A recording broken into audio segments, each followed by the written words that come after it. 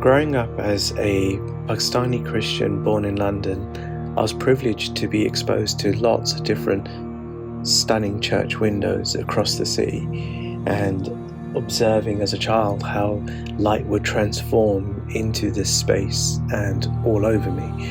So I was always fascinated by it, but I would never realize that it was something I would aspire to create. The idea came from thinking about how the images from my book, London Reimagined, could act as a veil between two realities, because that's what I feel these windows will do. When the light comes through this window and through the glass and through the panels and through the metal, it transforms and becomes something else as it reaches us. So I wanted to create something similar to that. So I took a couple of lessons, and after that took the plunge to just invest in buying lots and lots of new equipment and building a small studio space at home. It was very cramped, but it was just about enough space to be safe and to be able to do my work.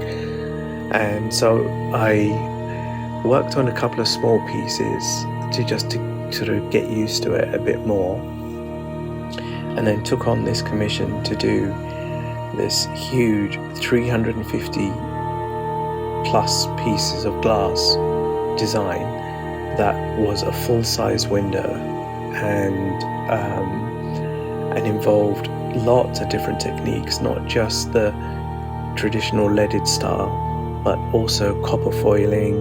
And the pieces were tiny. There were pieces which were almost as small as my fingernail that I was having to cut, and then having to maneuver it around and try and position it.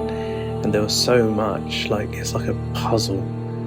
Every piece has to support the other, and then cutting almost like pieces like the dove, where you've got angles which you should not be able to cut at all, which I wasn't able to cut. They actually broke apart. So I then had to figure out, right, what's a way I can do this by using a file and manually doing it. And it took a lot of time, and it was very laborious, and it was it's actually quite exhausting doing this, like the amount of physical effort you have to put into it, but it's also the mental effort, because pieces have to be millimetre perfect when you're placing it. When you're soldering things, like you can see here, if you leave the solder too long on the lead would melt, and so the whole piece of lead then gets destroyed, and you have to figure out how to take that out and replace it all. And then you got to make sure that the structure is sound, so that when you lift it up, none of the pieces fall out as you lift it up after it's been soldered on one side. And then they've got to flip it over and solder all of those joints and make sure you don't forget any of them, so that they're all nicely done.